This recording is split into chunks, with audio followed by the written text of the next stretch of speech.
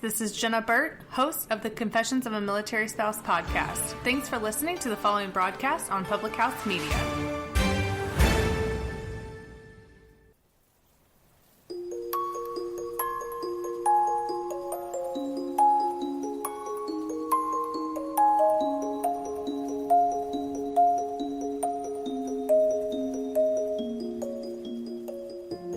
Welcome to the Leadership Revolution podcast. We want to take a moment and say how happy and honoured we are that you have chosen to take time out of your week to join us today. We're excited to have you with us. If this is your first time listening, our vision is to build healthier families and communities through education and leadership, which begins by leading ourselves from the heart. We invite you to be fully present as you listen and judge later, because it's not easy to do both at the same time.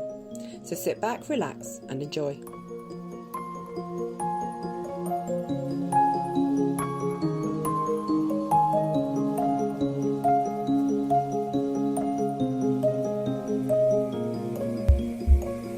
Hi, my friend. I am David, your host of the Leadership Revolution, and I get the privilege to serve you every other week as your guide. This past week, I turned 29 years old. Yeah, happy birthday for your boy. And I wanted to do something different, right? And recently I've been going through therapy because I truly believe that there's need to be a healing in my life in the places that I've suppressed as a leader, as a person, as a husband, as a father. And one of the many things that I've learned in therapy was to reflect. Now, that's a very simple concept, yet it's extremely powerful and empowering and enlightening. And I've been given so many gifts over the last 29 years of my life and last week as well by my family.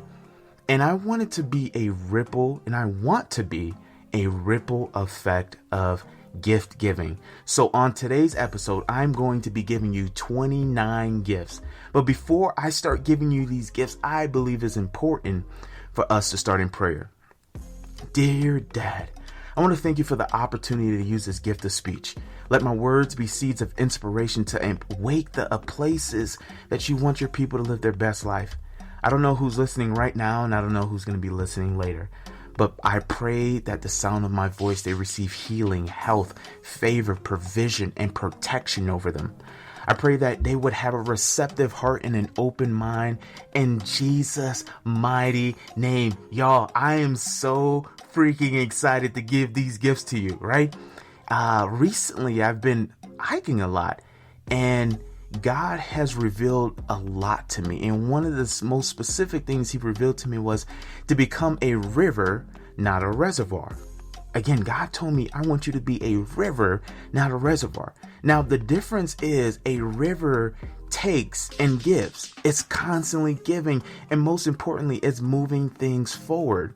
Now, a reservoir, it just takes and it sits. It doesn't move anything. It's very stagnant, very complacent, not really going anywhere, just sitting body of water. And my encouragement for you all is that you become a river and not a reservoir. So again, the gifts that I want to give you over the last 29 years of my life, I've learned 29 lessons that I want to share with you today. I want you to continue to travel with me as we unpack these 29 lessons in 29 years. Can we say 29? 29 lessons. Let's go. Number 1, God will be there when everyone else leaves. Whew. This was one of the toughest for me because in my life, I had such a need for self-worth and social approval that I was constantly looking for others to approve and validate my worth. And when they would leave, a part of me would leave as well. And I would get depressed, I would get sad, and God would show up every single time when I was at my lowest. He would show up. He's always been there, but I put him in the background when I was trying to have other people fill the voids in my life. So number 1, God would always be there when everyone else leaves. Number 2, healing is necessary for healthy relationships. This is one of the toughest things that I had to accept. And I read this quote that says, people who are wounded, who haven't healed, bleed on people that have never cut them.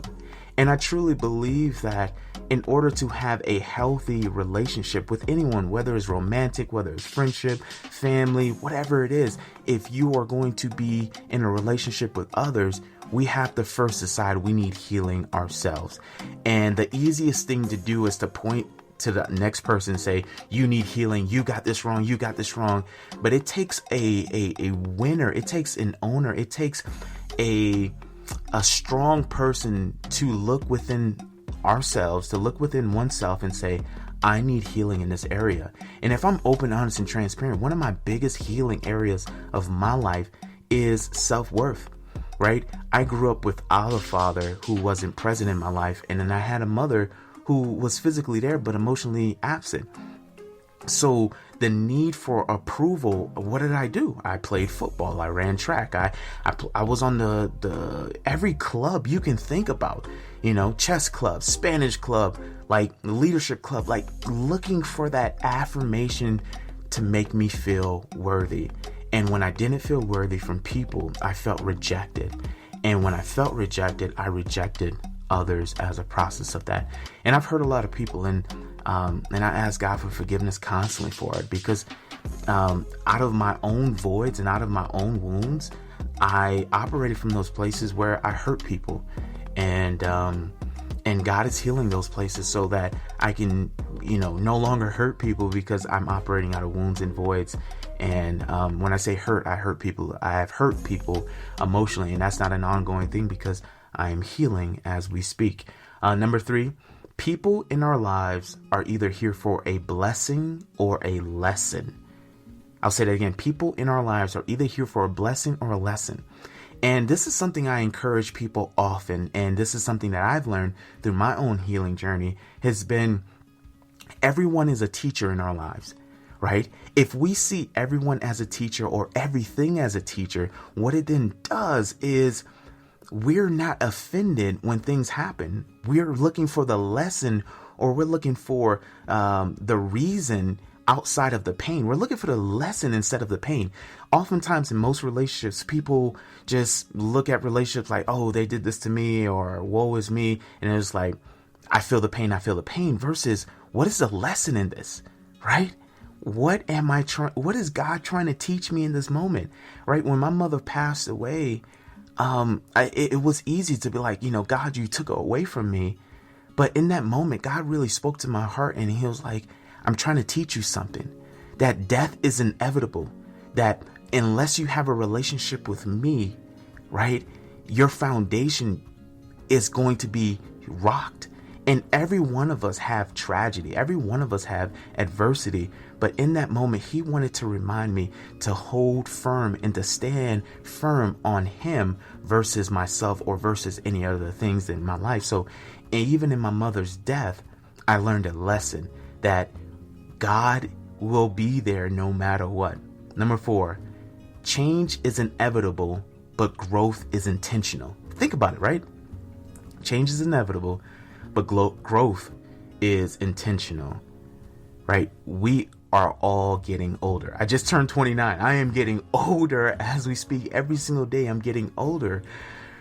That's inevitable. But growth, right? What are we doing every single day to become better? What are we doing every single day to become more like Christ? What are we doing every single day to sharpen our skills to become a professional at what we do? Well, how are we becoming students of our trade?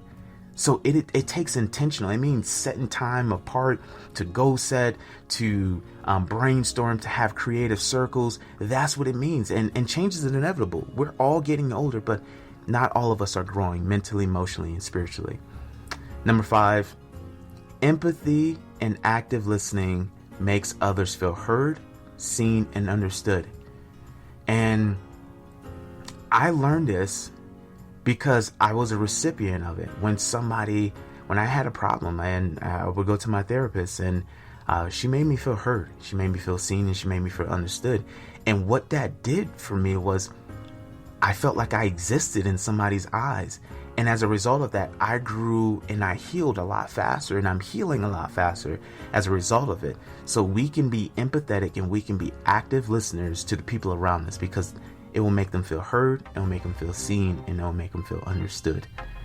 Number 6, a mother's love surpasses both time and death. And this is true for me because even though my mother was absent growing up and things changed and God really worked on her heart where she was extremely loving towards the end of her life. And I still feel that love as a result of today. And this week actually would be 4 years since my mother left. And I still feel her love every single day when she was alive and now that she's gone. I still feel her love. So a mother's love surpasses both time and death. Number 7, family are the people who choose to be in our lives. They're the people God gives us to keep us grounded and focused. Now, I grew up in a broken system, a broken mentality, broken tradition, where the people in my community, especially the Black community, the Haitian Black American community, would often tell me, blood is thicker than water. We're the only ones you have. And as time progressed, I went to college, I moved away. I seen those relationships start to slowly, drift apart. And as a result of it, I seen other relationships started to connect with me, like my wife, like my kids now, right? These people were once strangers and now they're family. Think about that. Right? You meet someone else, you get married, you have kids. These were people that once were strangers. Now they've become family. So family are the people who choose to be in our lives. And God gives us those people to keep us grounded and to keep us focused. Number 8, every moment becomes a memory. Every moment becomes a memory. Think about it.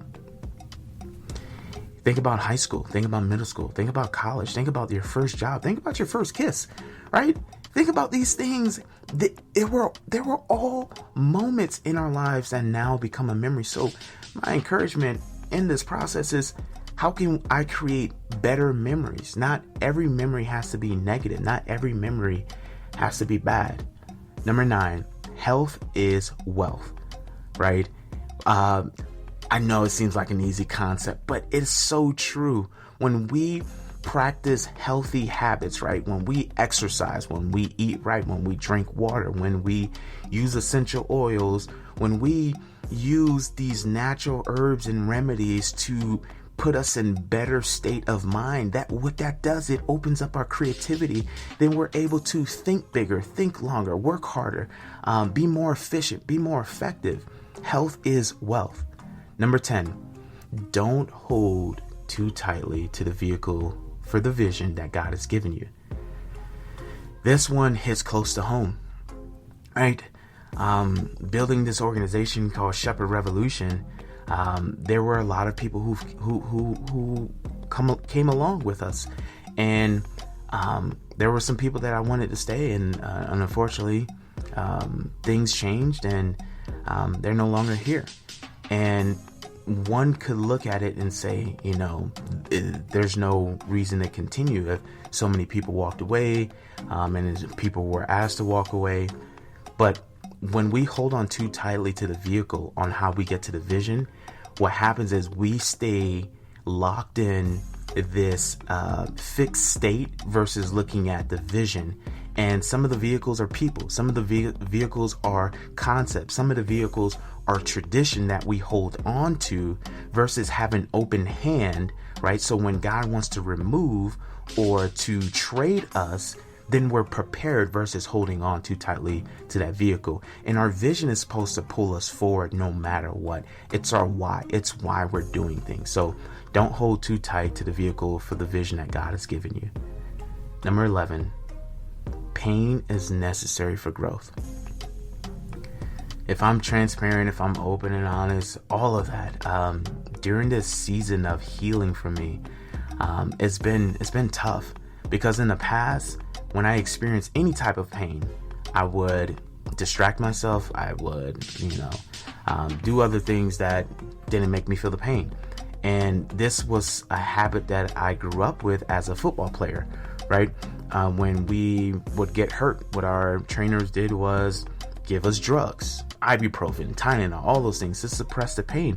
So that was very transferable. When I felt hurt in a relationship, I would act out or I would do things to distract myself so I wouldn't experience the pain. But pain is necessary for growth, right? There's a concept that people avoid pain and seek pleasure. So if we embrace the pain that we feel, then the pleasure of changing and transforming becomes better for us, and we grow as a result of it.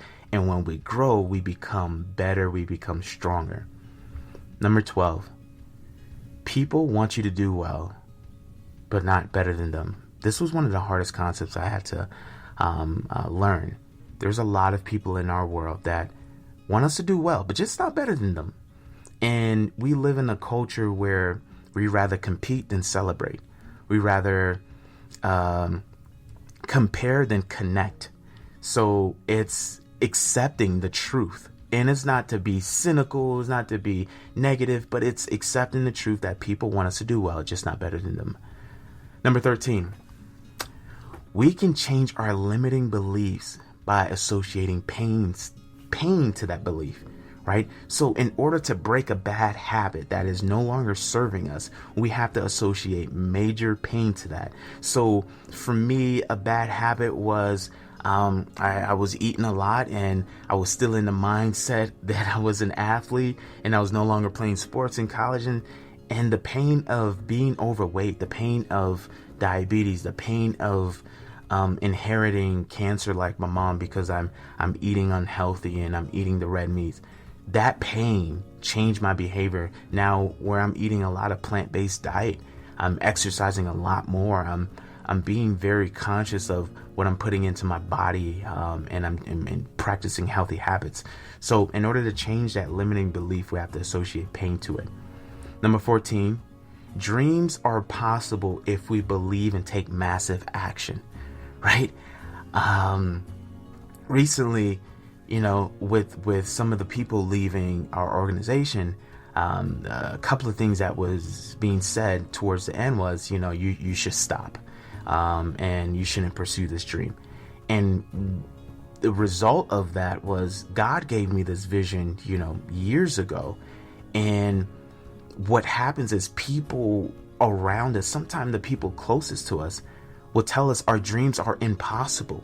But if we look at any of the great things that have been created in our world, we see that somebody have first dreamt about it, and now we're living in that reality.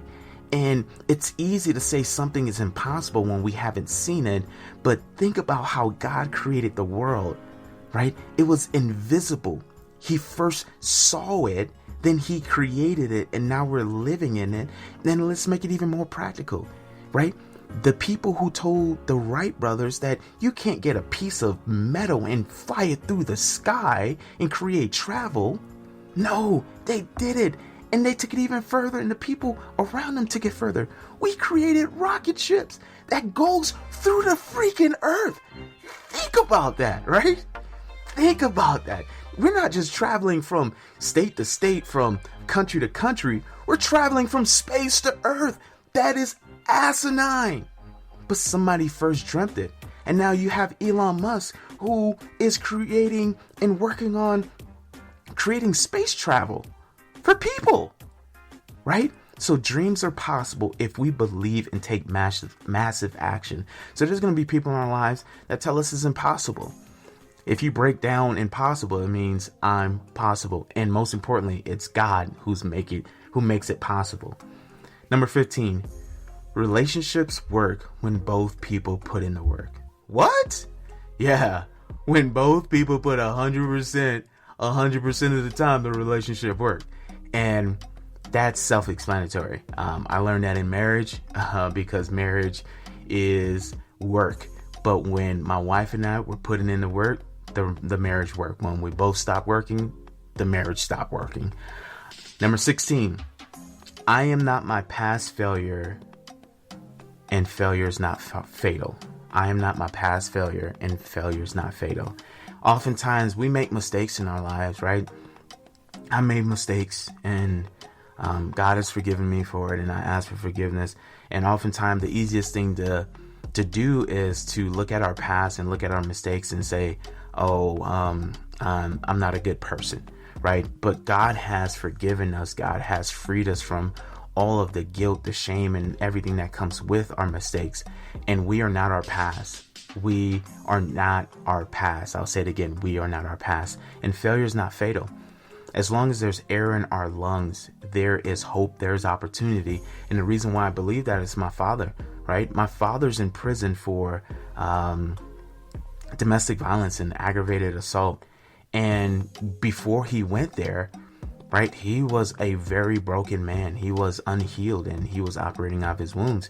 And now when I speak to my father, right, before I didn't have a relationship with him, and now I have a relationship with my father, and he's in prison, right? He is healing. And even though in the eyes of the people, they see a prisoner as someone who's failed in society, there is still hope for them. Jesus still loves them. They still have a future, right? So anyone who has been in trouble with the law, anyone who has had a moral failure, anyone who's had a social failure, right? It is not fatal. As long as there is air in your lungs, there is hope in Jesus Christ, and I am a huge believer of that. Number 17, the source of all great leadership is love. And love is the emotional oxygen that gives us life, right? So we look at all of these leadership strategies and behaviors and traits and all these emotional intelligence. Those things are amazing, and I use all of these tools. At the end of the day, it's love. And if we're not using the vehicle of love, then it's reckless. I was reading a book, Where Do We Go From Here by Martin Luther King Jr. And he talks about power is good if it's used through love. Outside of love, power is reckless and abusive. So leadership is reckless and abusive if the source is not love. And love is the emotional oxygen, right? It gives us life, right? When we're happy, when we're experiencing euphoria, when we're experiencing bliss, when we're excited, when we're on a roller coaster, that's love. That's excitement. You feel it right now. Hopefully you feel it through this podcast that I'm excited.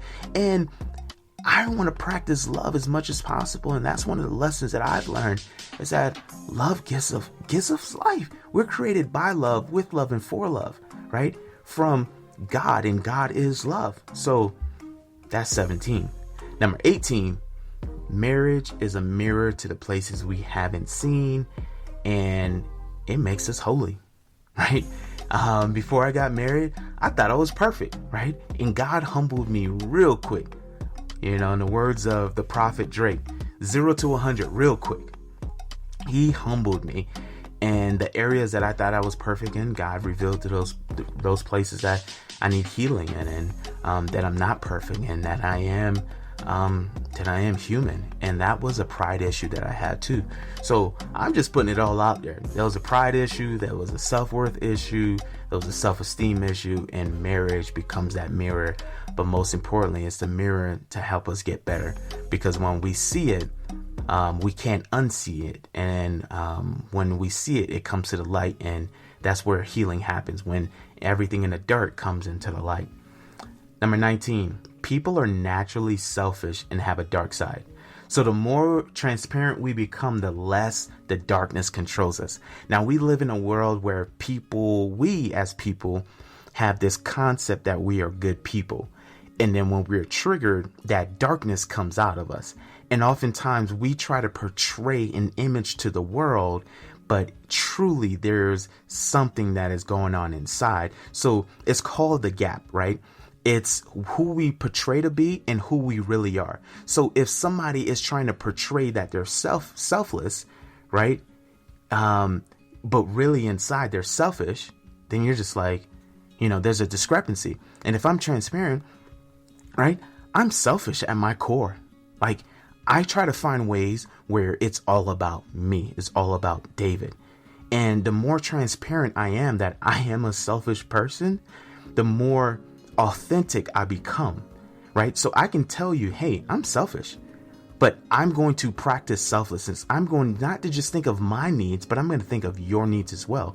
And we live in a world where people don't talk about these things because it's taboo. And we have this need for social acceptance.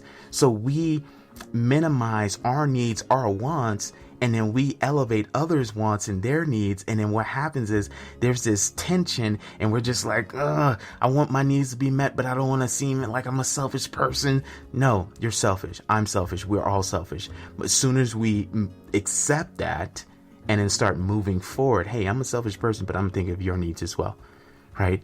That makes us more authentic. And people try to portray an image and persona, especially on social media, who they want to be in the eyes of people, but it's very different behind a closed door because we all got problems, we all got issues, we all got pride. Welcome to humanity, right? Number 20, therapy is healthy because if we don't talk it out, we act it out. Therapy is healthy because if we don't talk it out, we act it out. Think about it. When we're upset and we don't say, hey, I'm upset, or we share with that person who upset us, what happens, we start to act it out. And passive aggressive behavior, we do it in so many other ways. We do the cold treatment, the silent treatment, you name it. We do those things. But when we talk it out, it releases that tension. It releases that fear. It releases that power and control that whatever has hurt us has over us. So when we're angry, right, the fastest way to be unangry, right? I just made that up. The fastest way to be unangry is to say, I'm angry, right? If we're afraid, the fastest way to not be fearful is to say, I'm afraid right now, right? It loses its grip on us. And that is my encouragement. Therapy is healthy because if we don't talk it out, we act it out. And especially in the Black community, therapy is seen like a taboo, right? You're going to therapy. That means you've hit rock bottom. No, I'm not in rehab, right? Rehab is when you hit rock bottom and your family say, you need to leave ASAP. But therapy is proactive. It's finding a space where you feel safe enough to share what's going on. And the thing about men, especially Black men, right? We take on the weight of the world. We take on the weight of our family. We take the weight of our culture, and we just keep it all inside. But think about it. If you were to stuff your car with water, what's eventually going to happen? The water is going to leak.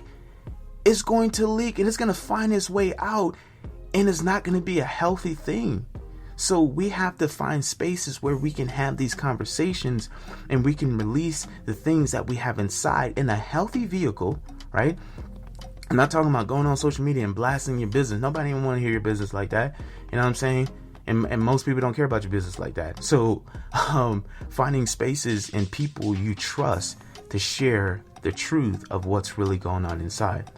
Number 21, people who you start with are not always going to be the people you finish with. People who you start with are not always going to be the people you finish with on the journey. Think about it, right? You started school in elementary school, right? You started out, you had a best friend. I would assume you had a best friend, right?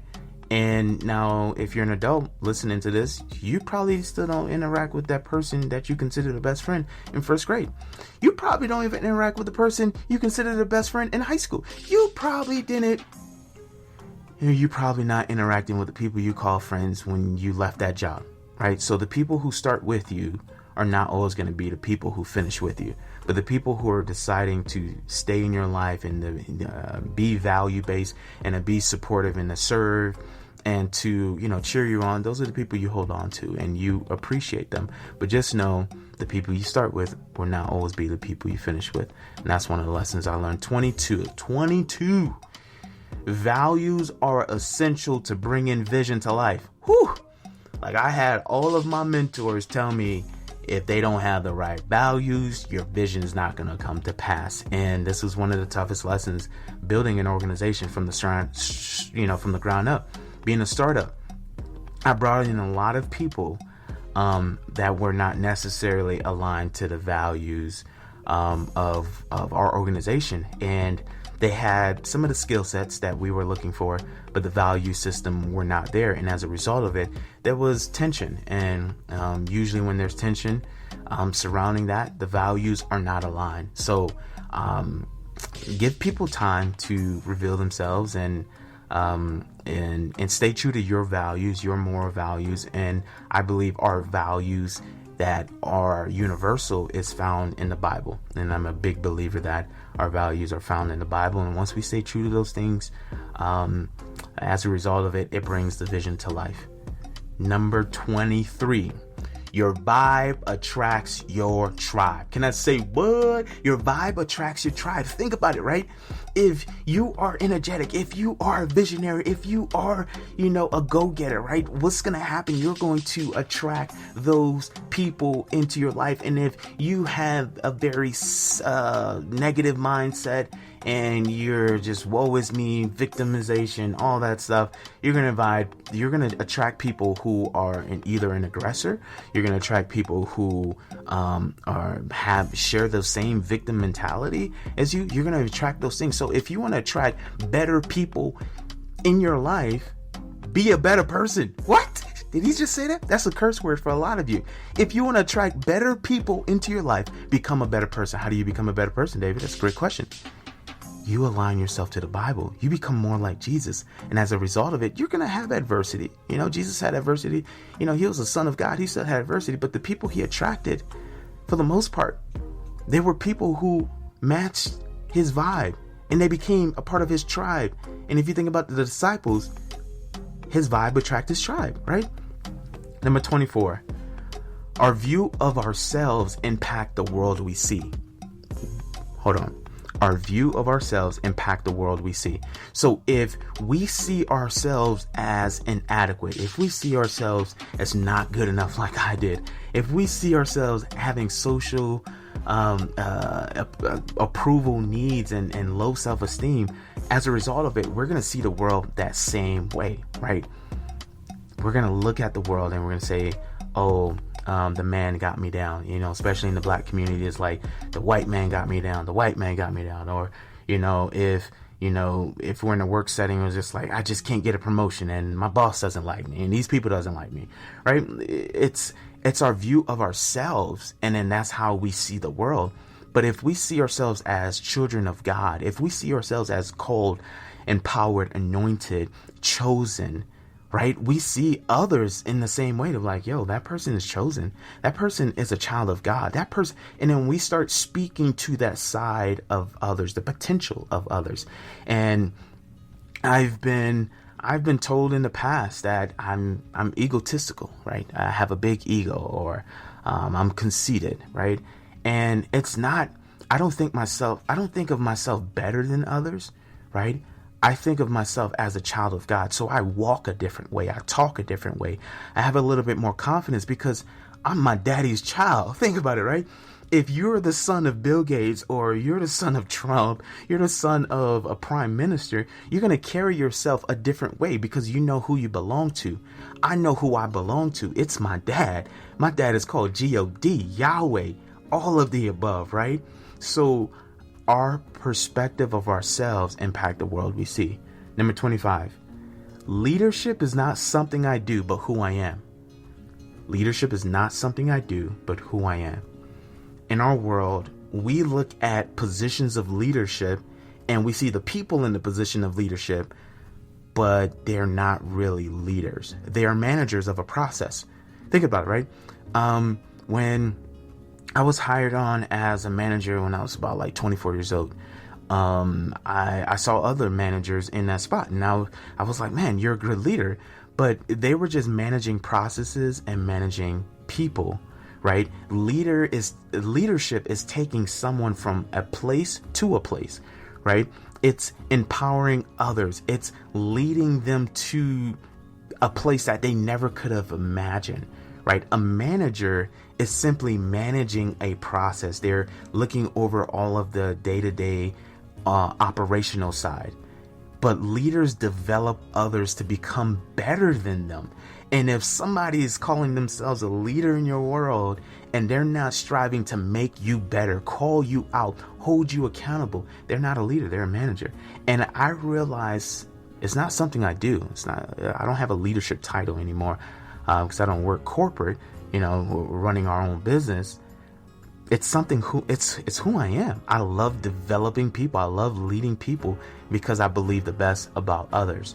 Number 26, finding a wife after God's heart is a blessing. This is a lesson I learned. If you're a lady out there, finding a husband after God's heart is a blessing. Because when my relationship with God is on the rocks or I'm distant from God, having a wife who is seeking after the Lord for my heart is the most powerful thing, because I'm prideful, I get upset, I get emotional. But when you have a partner, a spouse, somebody in your relationship with seeking God's heart for your behalf, that's a blessing. Number 27, when we give people the power to control our emotions, we give them the power to control us. When we give people the power to control our emotions, we give people the power to control us. I learned this concept when I was a sophomore in college, where, I grown up in the projects, right? We're scrappy, right? We fight it out. That's the hood lifestyle, right? And I went to a predominantly black high school growing up in the projects, and I was fortunate and I'm grateful to God that I had a college a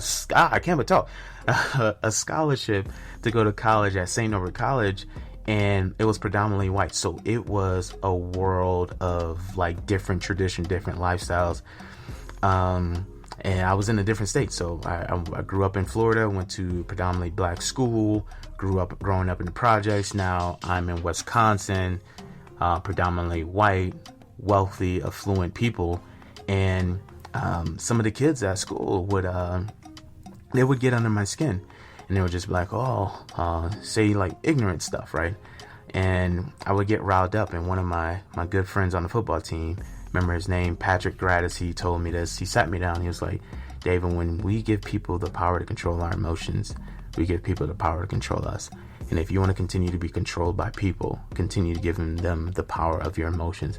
That rocked my world to the point where I can safely say, and it's all glory to God, at 29 years old, black guy, growing up in the projects where I would see death all the time, my friends involved in gang violence and drugs, alcohol, all of stuff, like growing up in that place, I've never been in trouble with the law.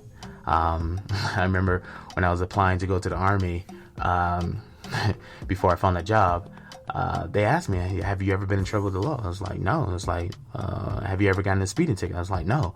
It was like, have you gotten anything? I was like, I got a parking ticket, right? Especially on campus, because I would park in the wrong spot. But it's all glory to God, because when people can control our emotions, they control us. And I refuse to give anybody control of me outside of God. So I don't let them control my emotions. Number 28, God develops our character in a dark room before anyone discovers us. Right? We live in a world where everyone is trying to get instant famous. We live in a world where people are constantly seeking the attention to go viral, right? But oftentimes when we go viral before our character is developed, what happens is our charisma, our talent gets us to that position, but our character doesn't keep us there. And we know a lot of leaders who have fell from grace and have fallen on their face because their character didn't support their position. And that's what God's been doing in my life right now.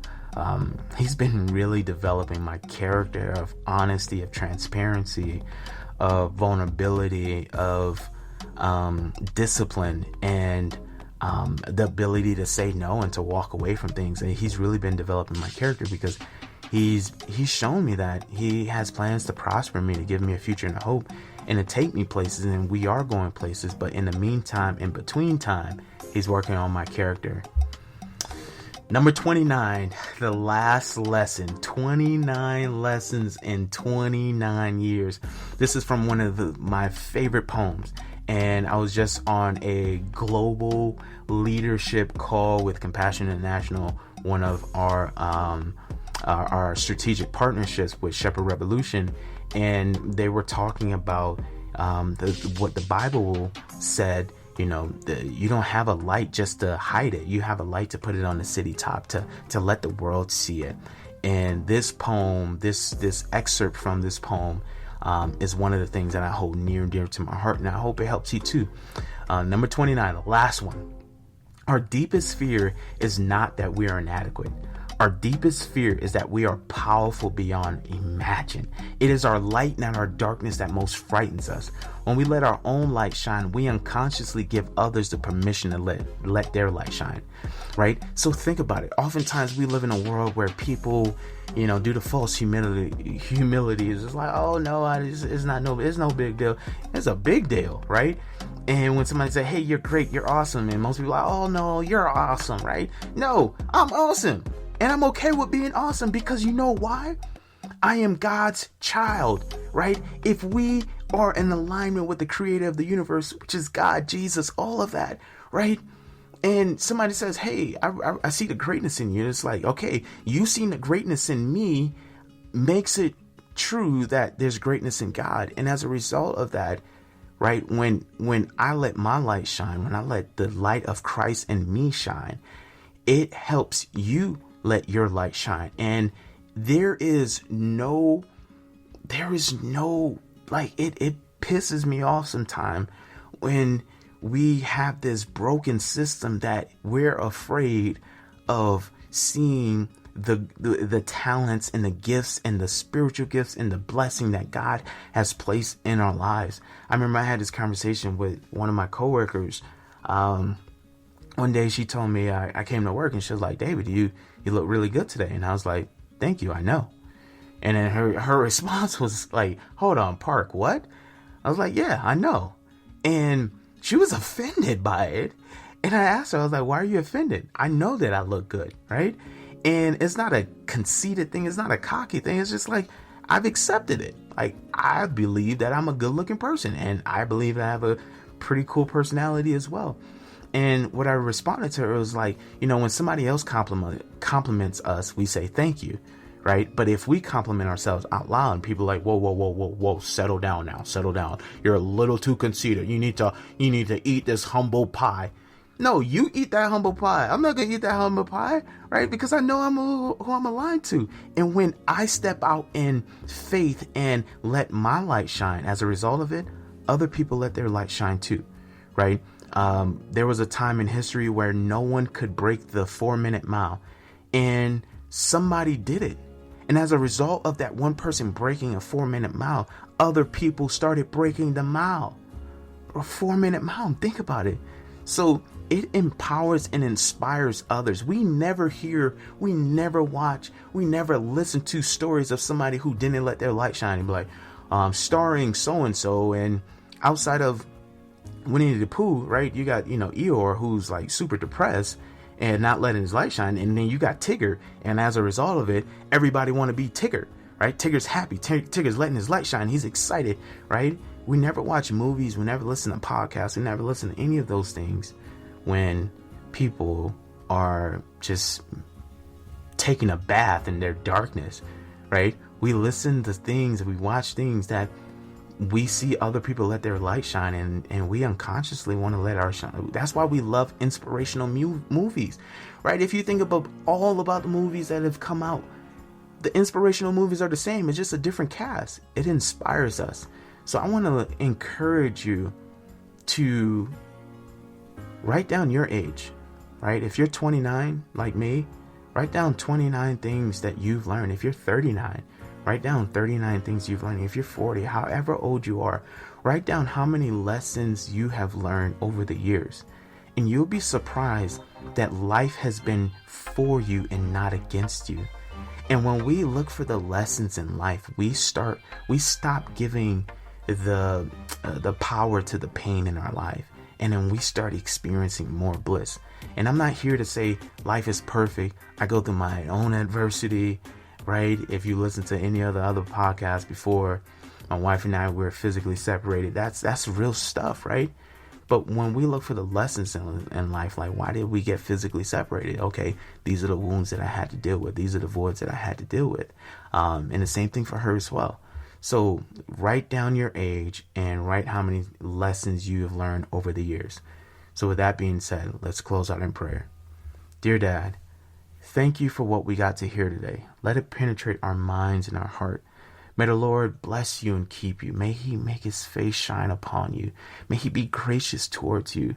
May he give you strength when you're weak, hope when you're discouraged, faith to believe, and joy that is contagious. In Jesus' mighty name. Y'all, thank you so much for joining us today. Come back every other Wednesday for a new freaking episode. And I'm about to do a plug right now. We're going to start a new series called Where Do We Go From Here? Right? There's a lot of issues right now. We are experiencing a global pandemic. We're experiencing racial wars.